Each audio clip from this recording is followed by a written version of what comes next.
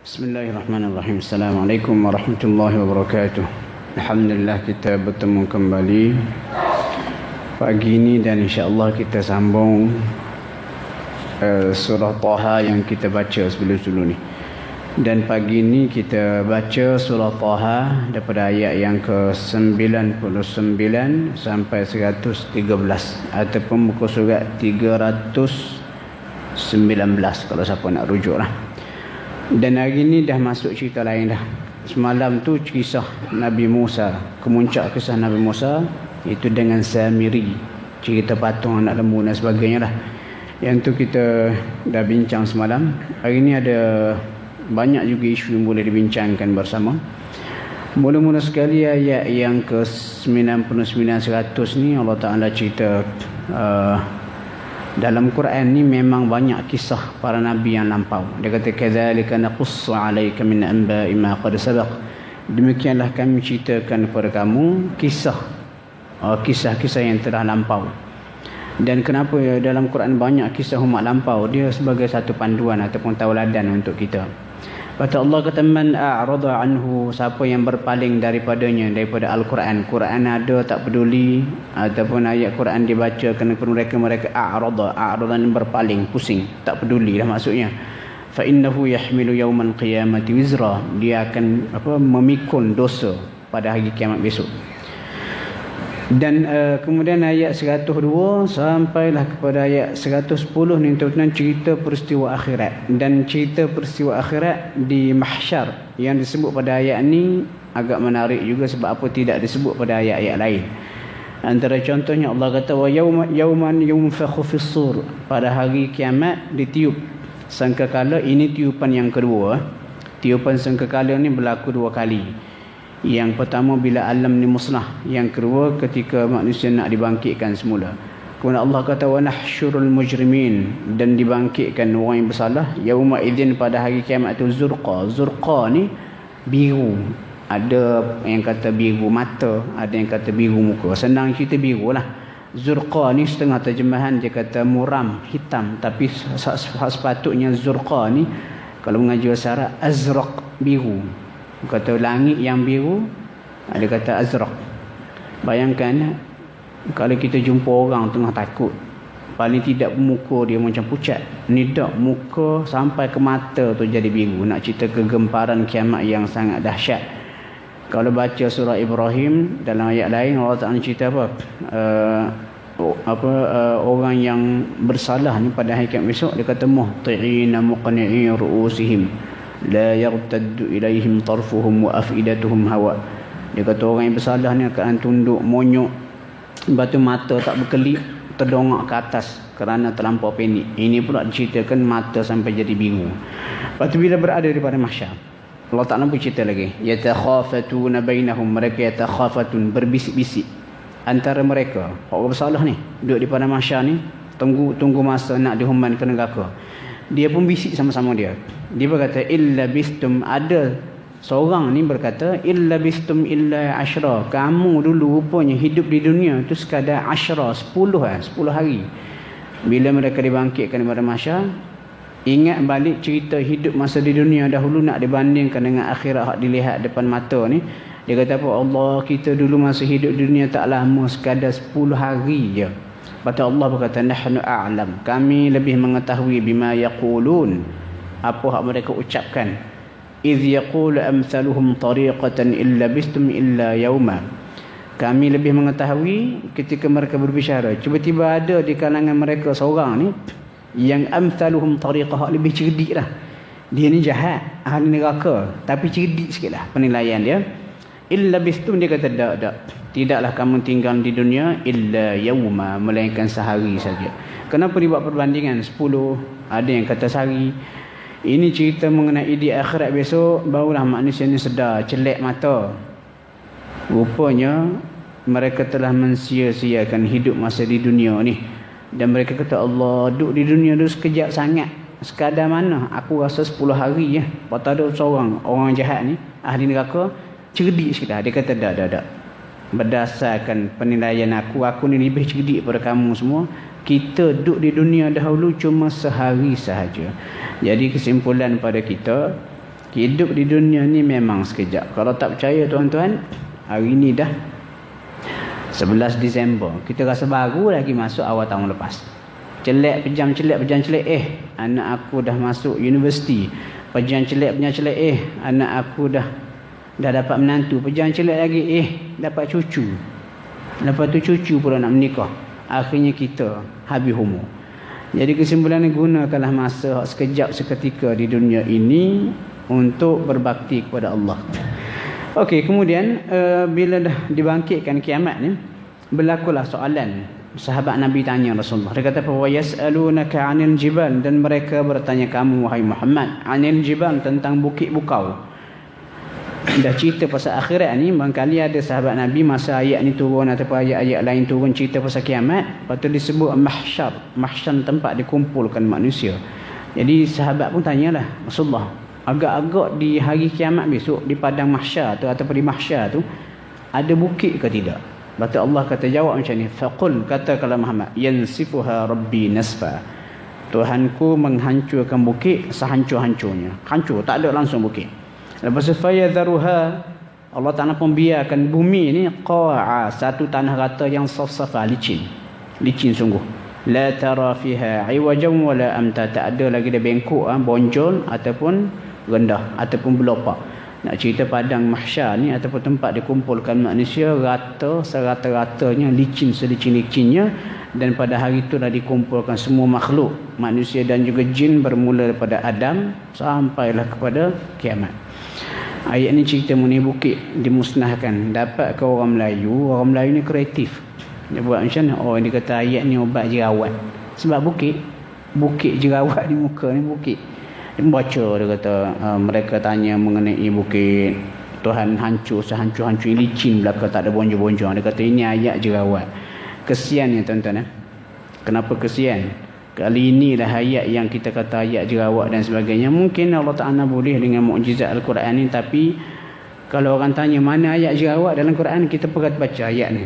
Sekadar tu sahaja, tanpa kita menceritakan maksud sebenar yang nak disampaikan oleh Allah. Rugi sungguhlah para sahabat Nabi berjuang sampai mati syahid kerana nak menjaga ayat jerawat. Dan nak kena betulkan balik Dan antara sebab kenapa kita ni ada ubat tapi tak sembuh-sembuh penyakit. Maksudnya ubat ni Al-Quran dah. Penyakit jiwa, penyakit masalah sosial, akhlak dan sebagainya. Kenapa? Sebab kita salah ambil ubat. Salah berinteraksi dengan Al-Quran. Ayat ni cerita mengenai akhirat, kita duk ambil jerawat dan sebagainya. Jadi kena betul kembali benda tu. Okey, kemudian disambung lagi. Dia kata yauma idzin, pada hari itu yattabi'una ad-da'i wa la iwaja lah. Pada hari ni dia kata semua manusia yang bangun di pada mahsyar tu ikut suara dan tak ada konak lain lagi dah menuju ke satu tempat, iaitu tempat hisab. Bukan kata bila dia bangun ada pergi ke sana lagi sekejap, singgah minum teh tarik ke di kedai ada terus. Lepas tu Allah kata wa khashi'atil aswat, dan semua suara tunduk pada hari itu lirrahman, kepada Allah yang Maha Pemurah. Lepas tu dia kata fala tasma'u, maka kamu tak dengar hari itu illa hamsa, menaikin bisik-bisik. Ini antara kehebatan Allah, keagungan Allah. Sebab apa? Kita ni katakanlah kita kumpul 200 ataupun 500 orang dalam satu dewan, dia akan bunyi macam-macam bunyi. Selagi kita kata tetamu tak sampai, katakanlah tetamu sampai, lepas tu pengerusi majlis berkata, okey tuan-tuan, kita nak mula majlis. Lepas tu baru senyap sekejap. Senyap tu pun tak habis lagi, ada lagi duk bunyi. Orang kata soksik duk cakap sana sini. Itu baru 500 orang satu dewan. Bayangkan tuan-tuan, Allah Ta'ala kumpulkan manusia daripada Adam sampai kiamat. Dia kata over trillion manusia, tapi tak ada seorang pun bercakap. Ada cuma hamsa, bisik-bisik sikit. Sebab apa? Sebab terlalu gerun, takutkan Allah Subhanahu Wa Ta'ala. Orang Melayu pun baca ayat ni, dia kata untuk bagi budak-budak menangis berhenti. Dia kata wa khasha'atil aswatu lirrahman fala tasma'u illa hamsa. Tak ada masalah. Kalau agak-agak nak pakai ayat ni untuk tu, pakailah. Tetapi kenapa Al-Quran ni mukjizat? Tapi biar kita faham dulu makna yang sebenar. Lepas tu ayat yang ke-109 cerita mengenai syafaat. Allah kata yauma idin, pada hari kiamat tu la tanfa'u syafa'ah, tak berguna lagi syafaat, bantuan, illa man adina lahu rahmanu wa radiya lahu qawla, kecuali siapa yang Allah beri izin dan juga Allah Ta'ala benarkan, redha untuk dia berucap. Sebab tu kita ni di dunia, kita kena selalu ingatkan Nabi. Antara cara ingatkan Nabi ni, bila dilaungkan azan, kena jawab azan dan datang solat berjemaah. Kenapa ada hadis menyatakan siapa yang jawab azan, Allah Ta'ala, Nabi kata dia akan mendapat syafaat Nabi. Dan syafaat ni pula ada pula syafaat di kalangan ulama, syafaat orang soleh dan sebagainya. Sebab tu kita ni kalau kita tak boleh jadi baik, jangan halang orang daripada jadi baik. Ataupun kalau kita ni tak boleh jadi baik, kita kena cuba berdamping dengan orang baik supaya ketaharuman mereka tu kena pada kita ataupun kita dapat syafaat mereka di akhirat kelak. Dan yang terakhir sekali ayat 111. Ayat 111 ni Allah Ta'ala sebut wa'anatil wujuh, dan semua wajah-wajah ataupun manusia ni tunduk lil hayyil qayyum, kepada Allah yang al-hayy, yang maha hidup, al-qayyum. Dan ayat ni kalau baca dalam Quran, dia ada 3 kali disebut perkataan ataupun nama Allah al-hayyul qayyum. Ada sebuah hadis sebut, dia kata nama Allah dipanggil Ismul Azam, nama Allah yang paling agung. Jika digunakan nama itu untuk berdoa, akan dimustajabkan doa tu. Dalam Quran disebut 3 kali. Yang pertama dalam surah Al-Baqarah, Allahu la ilaha illa huwal hayyul qayyum. Al-hayyul qayyum tu dalam ayat kursi. Kemudian yang kedua dalam awal surah Ali Imran, Allah kata alif lam mim, Allahu la ilaha illa huwal hayyul qayyum. Kemudian yang ketiga ayat 111 surah Taha ni, Allah kata wa'anatil wujuhu lil hayyil qayyum. Soalan dia, kenapa al-hayyul qayyum ni digelar sebagai Ismul A'zam, nama Allah yang paling agung? Nama Allah banyak yang disebut dalam hadis 99, tetapi dalam doa Nabi baca doa berkaitan dengan baca Al-Quran. Nabi kata Allahumma inni abduka wa ibnu abdik, ya Allah aku ni hamba-Mu, hamba anak-Mu, hamba kepada lelaki, anak kepada hamba-Mu, anak kepada hamba perempuan-Mu. Lepas tu Nabi sebut lagi, dia kata as'aluka bikulli ismin huwa laka, aku mohon dengan nama yang semuanya milik-Mu. Dia kata apa? Aw sammaita bihi nafsak, yang kamu namakan nama ni sendiri untuk dirimu. Aw anzaltahu fi kitabik, ataupun nama kamu dah turunkan dalam kitabmu. Bila sebut kitab tu, Quran, Taurat, Injil, Zabur. Dan saya pernah baca dia katakan nama Allah cecah sampai 3,000 lebih. Lepas tu aw ista'thart aw 'allamtahu ahadan min khalqi, ataupun nama mengajar kepada mana-mana makhlukmu secara khusus. Ini mungkin para nabi dan sebagainya. Jadi kesimpulan, nama Allah ni banyak, bukan setakat 99. Kalau baca doa ataupun hadis tadi tu seolah-olah merujuk nama Allah ni mungkin cecah lebih pada 1,000. Tetapi dalam banyak-banyak nama Allah diiktiraf sebagai Ismul A'zam, nama yang paling agung, antaranya adalah Al-Hayyul Qayyum. Allah yang Al-Hayy, yang maha hidup. Al-Qayyum, Qayyum ni maksud berdiri sendiri, tak perlu kepada keperluan. Macam kita ni, kita perlu kepada oksigen, perlu kepada ruang, perlu kepada berbagai-bagai benda lah. Tetapi Allah Ta'ala dia tak perlu apa-apa. Jadi Al-Hayyul Qayyum, nama Allah yang agung. Lepas tu ada doa tuan-tuan. Doa ni kalau boleh kita hafal dan juga baca. Apa doa tu? Ya Hayyu Ya Qayyum. Guna Al-Hayyul Qayyum. Ya Hayyu Ya Qayyum bi rahmatika astaghith. Wahai Allah yang maha hidup dan juga berdiri sendiri, birahmatika astaghith, dengan rahmat-Mu aku mohon bantuan. Ya Hayyu Ya Qayyum birahmatika astaghith. Macam mana? Aslih li sya'ni kullahu, baiki keadaanku keseluruhannya. Wala takilni ila nafsi tarfata ain, jangan engkau biarkan diriku sendiri ini pada diriku walaupun sekelip mata. Doa ni selalu kita baca, insya-Allah Allah Ta'ala akan sentiasa jaga kita dan juga bimbing kita. Sebab ujung tu cantik. Jangan biarkan aku pada diriku sendiri walaupun sekelip mata. Sebab apa, kita ni kalau kita sendiri nak manage keadaan hidup kita tanpa bimbingan Tuhan, kita ni tonggal langgang, kita akan melakukan berbagai-bagai kesilapan. Sebab itulah kita baca doa tu. Ya Hayyu Ya Qayyum bi rahmatika astaghith aslih li sya'ni kullahu wa la takilni ila nafsi tarfata ain. Ini banyaklah disebut doa ni. Allahu alam, itu antara sedikit kita kata pengajaran peristiwa akhirat yang boleh kita ambil pada pagi ni. Dan insya-Allah besok pagi cuti Maulidur Rasul, kita akan baca muka surat sebelah pula. Dan banyak juga cerita yang menarik, dan besok fokusnya kisah Adam alaihi salam dan juga iblis. Dan antara benda yang jarang kita dengar dalam surah Taha ni cerita pasal Adam dan juga iblis, rupanya Adam tidak berniat untuk makan buah tu, tetapi dia lupa kerana sumpah palsu yang dibuat oleh iblis. Juga disebut bagaimana Adam ni kalau turun ke dunia dia akan menderita, kenapa dia memegang tanggungjawab sebagai seorang suami. Kemudian nanti kita akan jumpa juga bagaimana cara iblis nak sesatkan Adam. Dia mencipta produk-produk untuk produk palsu untuk menipu Adam. Dia kata pokok khuldi. Kita pun duk baca duk bawa cerita Nabi Adam. Nabi Adam dihukum Allah kerana makan pokok khuldi, sedangkan pokok khuldi itu syajaratul khuld.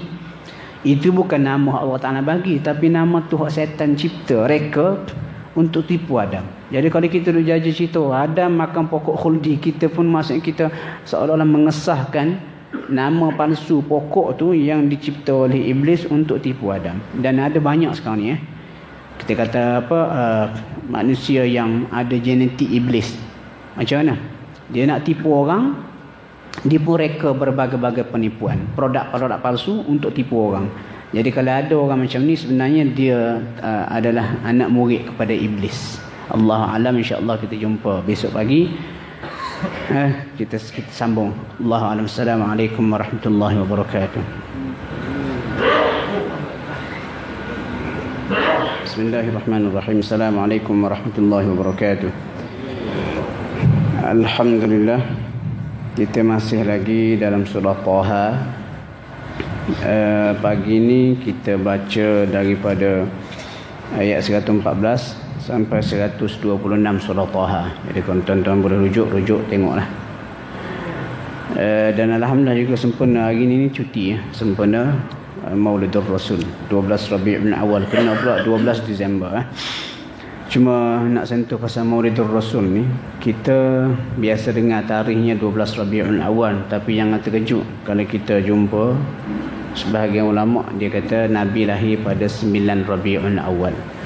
Dan kalau ikut perkiraan ulama falak syar'i ataupun ilmu astronomi, tarikh 9 Rabiul Awal ni pakar falak syar'i Mesir Muhammad Pasha dia kata itu lagi tepat. Sebab apa, kita dengan Nabi jauh dah, dekat 1500 tahun.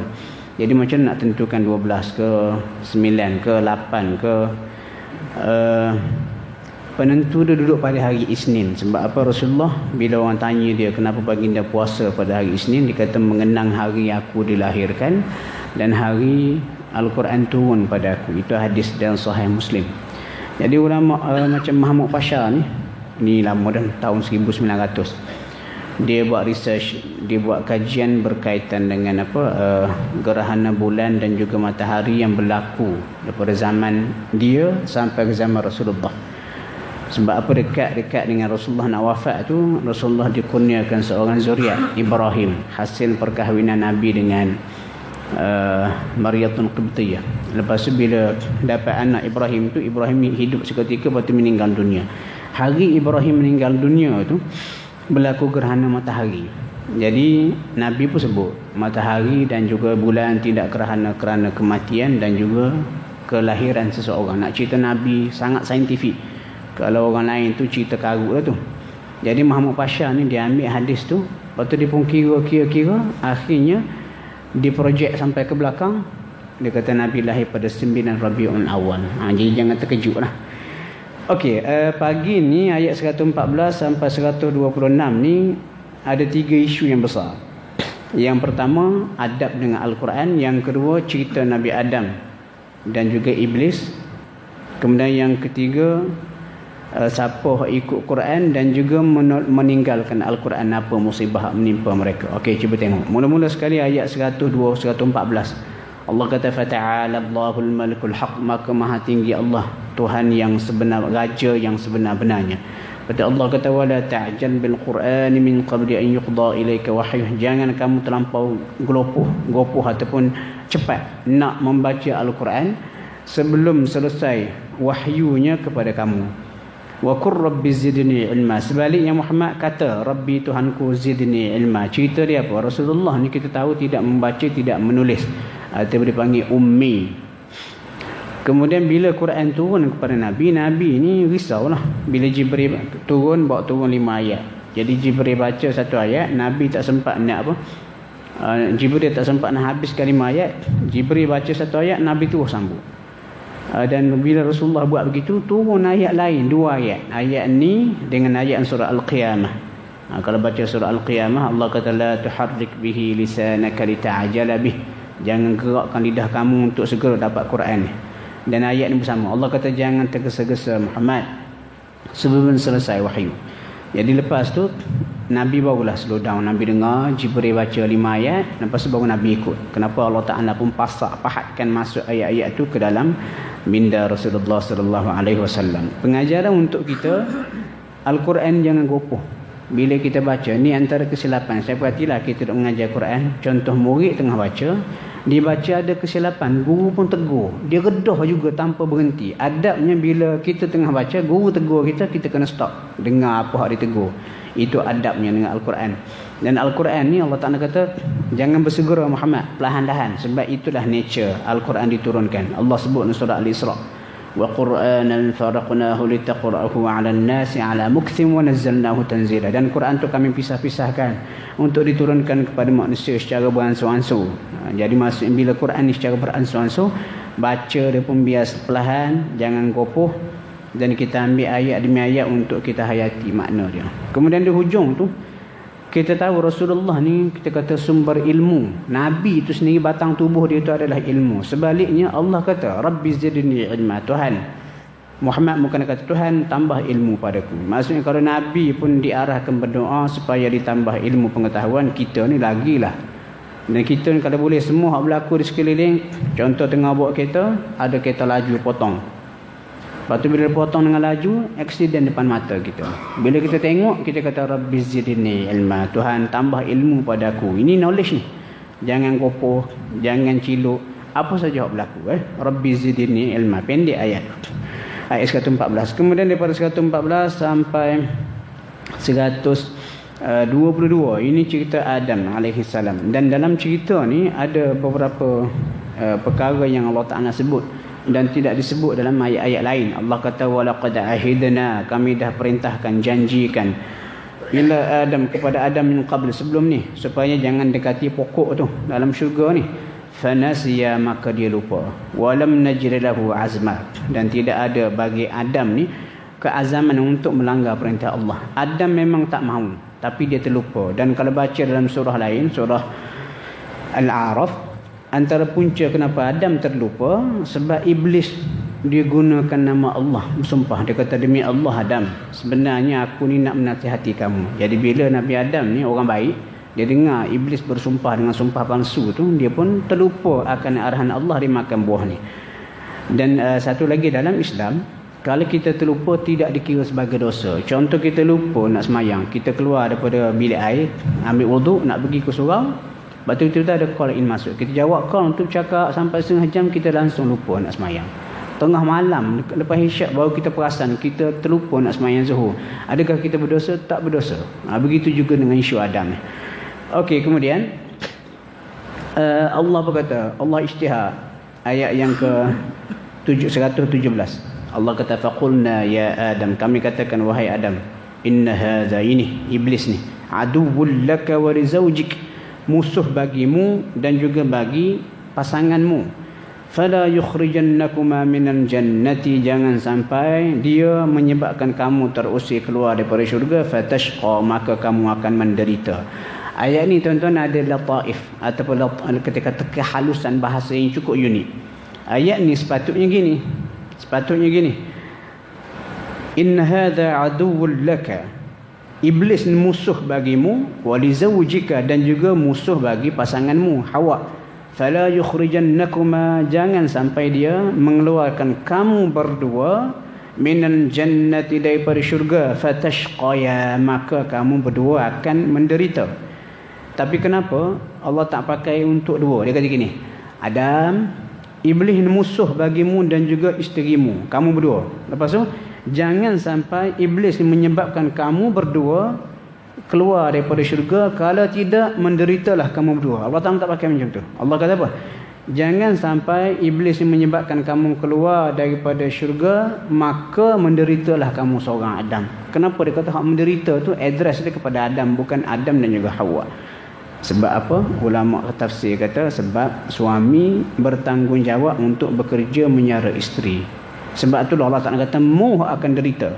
Jangan sampai dia usir kamu, menyebabkan kamu keluar, kamu berdua Adam dan juga Hawa daripada syurga. Kalau tidak, Adam mu hak menderita. Sebab Adam ni suami dan suami bertanggungjawab untuk menyara isteri. Sehingga dalam bab fiqh ni kata kalau ada suami yang kahwin, lepas kahwin sihat segar bugar tak mau kerja, nak lepok duduk di rumah, isteri boleh buat report ke mahkamah syariah. Mahkamah syariah ada kuasa untuk memisahkan suami isteri ni. Sebab apa? Suami malas bekerja. Sebab itu tanggungjawab dia. Okey, kemudian dalam ayat 118 sehingga 119 ni Allah Ta'ala sebut 4 perkara. 4 ni semasa di dunia kita perlu berusaha, tetapi ketika di syurga kita tak payah usaha, benih datang pada kita. Allah kata apa? Innalaka, sesungguhnya bagimu wahai Adam dalam syurga ni ada 4 kelebihan. Alla tajua fiha, kamu tidak akan lapar sebab makanan tu ready ada. Wala ta'ra, dan kamu juga tidak akan berbogel. Maksud pakaian tu ada dalam syurga. Dan kita di dunia nak kena cari kerja, nak kena masak, beli makanan, letih tu. Kena beli pakaian. Lepas tu annaka la tadma'u fiha, dan kamu juga tidak akan dahaga dalam syurga sebab ada je air. Di dunia ni kena beli, kena cari, korek perigi, buka paip dan sebagainya. Wala tadha, dan kamu juga tidak akan terkena cahaya matahari. Maksudnya dalam syurga 4 ni Allah Ta'ala beri secara percuma. Tak lapar, tak berbogel, tak dahaga dan juga tidak berpanas. Tetapi di dunia Allah bagi tahu siap-siap. Adam, kalau kamu turun ke bumi, keluar daripada syurga, 4 perkara ni menjadi satu fitrah untuk makhluk yang tidak berada dalam syurga. Jadi kita berdoa kepada Allah supaya kita termasuk dalam golongan hak tak kena 4 ni. Itu maksudnya syurga. Cuma kenapa disebut wala ta'ara, tidak berbogel? Rupanya pakaian dalam syurga ni ataupun pakaian manusia ni adalah pakaian adalah penghormatan untuk manusia. Dan dalam syurga penghormatan itu Allah Ta'ala beri pakaian. Tak payah cerita syurga lah, di dunia kita tengok seorang lelaki handsome, perempuan comel, tiba-tiba keluar berbogel jalan, kita tak kata dia comel lah, kita kata dia gila. Kenapa? Fitrah manusia macam tu. Okey, kemudian ayat 120, iblis menipu ataupun membisikkan waswas ataupun hasutan-hasutan. Dia kata apa? Fawaswasa ilaihi syaitan. Setan pun membisikkan waswas. Qala, dia berkata, ya Adam, wahai Adam, hal adulluka ala syajaratil khuldi wa mulkin la yabla. Nak ke tidak aku tunjuk kepada kamu pokok kekal atau pokok yang boleh mengekalkan hidupmu dan juga kerajaan tidak akan musnah. Jadi rupanya kalau baca, tak apa tuan-tuan, hari ni tak ada jamuan, nak keluar penghujan, kita cerita lama sikit. Rupanya bila Nabi Adam masuk dalam syurga, sebelum Adam masuk dalam syurga, ada sebuah hadis sahih Muslim. Selepas Allah Ta'ala cipta Adam, Allah Ta'ala letak biarkan Adam untuk satu ketika. Lepas tu iblis pun tawaf, pusing tengok Adam. Ada hadis sahih. Dan masa iblis tengok Adam, iblis pun perasan. Dia kata Adam ni sejenis makhluk yang lompong dalam dia, ajwaf, lompong. Dan iblis pun buat kesimpulan Adam ni manusia ni sejenis makhluk yang tidak dapat mengawal diri dia. Jadi iblis nampak dah. Lepas tu dia buat research. Antara benda yang digeruni oleh manusia, 2 benda. Takut mati, takut hilang kuasa. Jadi iblis pun pusing cerita. Dia kata Adam, mu ni seolah nak kata Adam, mu ni makhluk yang akan mati dan mu ni akan tua. Jadi untuk mengelakkan kamu daripada tak tua dan juga tak mati, mu makan buah ni. Dan buah ni kalau kamu nak tahu, nama dia syajaratil khuld, pokok kekal. Jadi rupanya pokok khuldi, kita duk cerita Adam makan buah khuldi, itu tak betul rupanya. Sebab apa? Buah khuldi ni Allah Ta'ala tak sebut buah khuldi. Allah kata wala taqraba hadhihi syajarah, jangan dekati pokok ni. Ulama tafsir hak jenis tak ada kerja, dia pun kaji lah. Dia kata pokok ni nama apa? Pokok bidara lah, itu macam-macam. Ramai-ramai ulama tafsir dia kata pokok tu pokok bidara lah. Ada dikaitkan dengan apa nas-nas lain. Tapi ulama tafsir yang agak teliti dia kata apa? Tak perlu bincang pokok apa. Yang penting pokok ni menjadi ujian untuk Adam supaya tidak dekati. Iblis pula dia pergi, dia kata pokok ni nama dia syajaratul khuld. Maksud dia cipta produk palsu untuk menipu Adam. Dan Adam pula terlupa makan. Ini contoh kita kata strategi iblis. Maksud iblis ni dia akan cipta berbagai produk palsu, dia kosmetikkan produk-produk tu untuk menyesatkan kita. Jadi kita kena cerdik lah. Okey, fa'akala minha, maka Adam dan Hawa pun makanlah daripada buah dia. Fabadat lahuma sawatuhum, maka terdedah bagi mereka berdua aurat. Bila makan dia, ini mungkin kita kata SOP lah, ataupun standard dalam syurga. Langgar perintah Allah akan terus berbogel. Kenapa terus berbogel? Rupanya kita baca ayat lain, iblis tahu dah kalau sekiranya melanggar perintah Allah dalam syurga, manusia akan terlucuk pakaian. Kalau baca surah Al-A'raf dia kata apa? Liyubdiya lahuma ma wuriya anhuma min sawatihima. Tujuan iblis goda ni nak malukan Adam dan juga Hawa supaya terlucuk pakaian. Kemudian Allah berkata wa tafiqa, mulalah mereka berdua yakhsifani alaihima min waraqil jannah, menutup kemaluan aurat mereka tu daripada daun-daun syurga. Ulama bincang juga pokok apa, daun apa ni. Ada yang kata daun bidar dan sebagainya. Itu pun tak penting. Hak lagi pentingnya dua isu tu. Iblis menyebabkan Adam dan juga Hawa terlucuk pakaian, malu. Kemudian bila pakaian terlucuk, fitrahnya Adam dan juga Hawa, siapa ayah dan juga ibu kita ni, dia ambil daun syurga, dia tutup. Dan ulama tafsir Jordan, Syekh Dr. Salih Abdul Fattah Al-Khalidi, saya baca dalam buku dia, dia kata apa? Adam dan juga Hawa diberikan kemuliaan pakaian ketika berada dalam syurga. Iblis nak lucukkan pakaian ni supaya manusia ni malu. Dan Adam dan juga Hawa, dia segera menutup kembali kemaluan dia ataupun aurat dia sebab benda ni bercanggah dengan fitrah. Dan ini antara matlamat iblis. Lepas tu katanya Syekh Salah, pereka fashion zaman moden ni ramai hak menjadi ejen iblis. Sebab apa? Dia buat baju pelik-pelik, tunjuk ni mendedahkan aurat.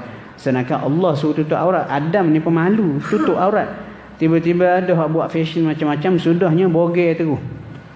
Dan bogel tu dieksploitasi supaya nampak seperti sesuatu yang baik dan juga comel ikut fashion. Jadi kita kena ikut Tuhan, jangan ikut fashion. Nak berfashion boleh juga, tapi biarlah syariah compliance. Lepas tu dia kata wa asa Adamu rabbahu faghawa. Allah kata dan Adam telah menderhakai Tuhannya, faghawa, maka dia tergelincir. Thumma jtabahu rabbuhu, kemudian Allah Ta'ala pun pilih dia. Fataba alaihi, maka dia terima taubat, wahada, dan diberi petunjuk. Dilantik sebagai rasul. Ada orang bincang lah, tuan-tuan, masa belajar dulu, ada satu subjek saya belajar akidah, dan subjek ni satu semester masa belajar tu cerita mengenai al-iman bir rusul, beriman kepada para rasul. Dan satu topik dalam perbincangan tu dia kata ayat-ayat Al-Quran yang ada keraguan ataupun yang menunjukkan seolah-olahnya para nabi ni tidak maksum. Banyaklah, ada beberapa ayat. Ini satunya. Rupanya ayat 121 ni diguna oleh orientalis untuk menyerang Islam. Macam mana?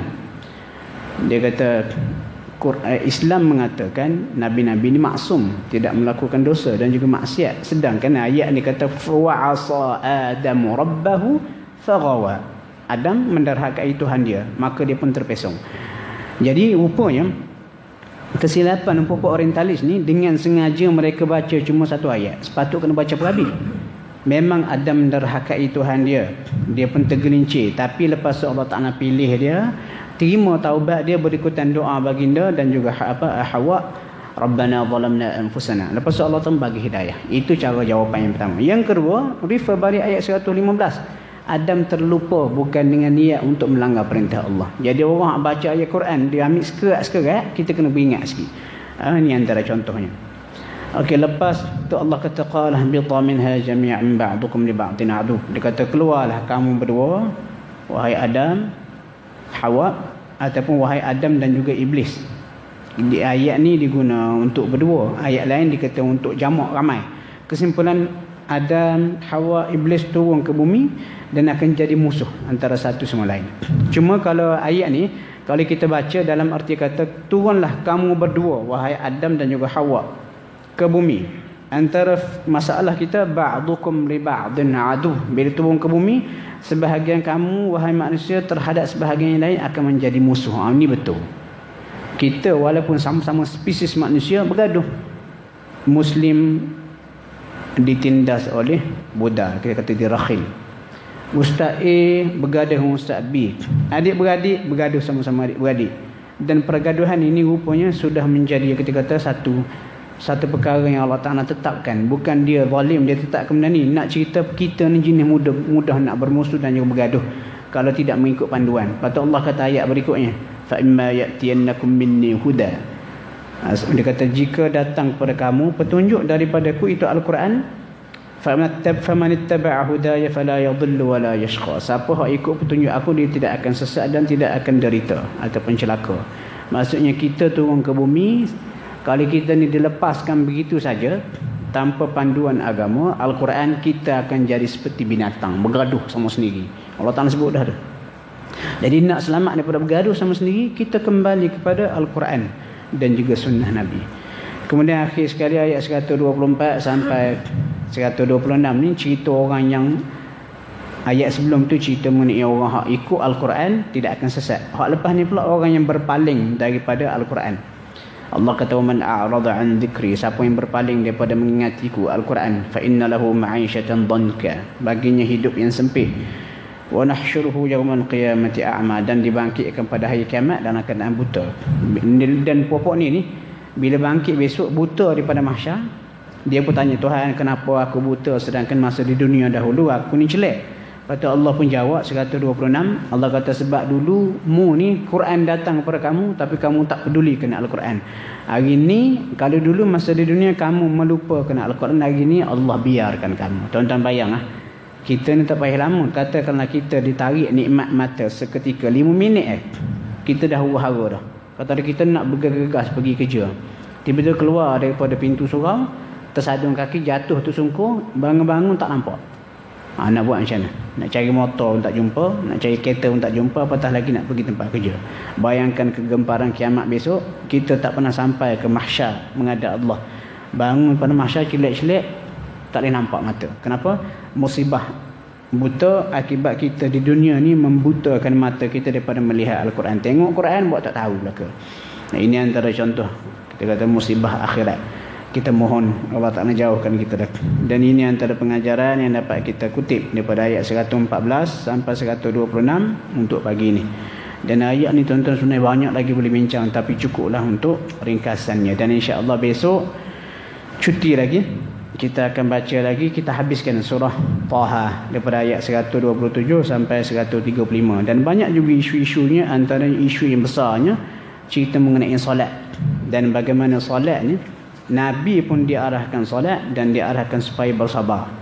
Dan Allah Ta'ala tegur dalam ayat ni, jangan kamu tinggalkan solat kerana sibuk bekerja. Kenapa? Kalau kita sibuk sangat kerja sehingga tak solat, kita secara tak langsung secara halusnya telah tertukar siapa Tuhan. Kita diingat kerja kita, majikan kita tu Tuhan nak bagi rezeki, bukan Allah. Waliyadzubillah. Itu kita bincang besok. Assalamualaikum warahmatullahi wabarakatuh.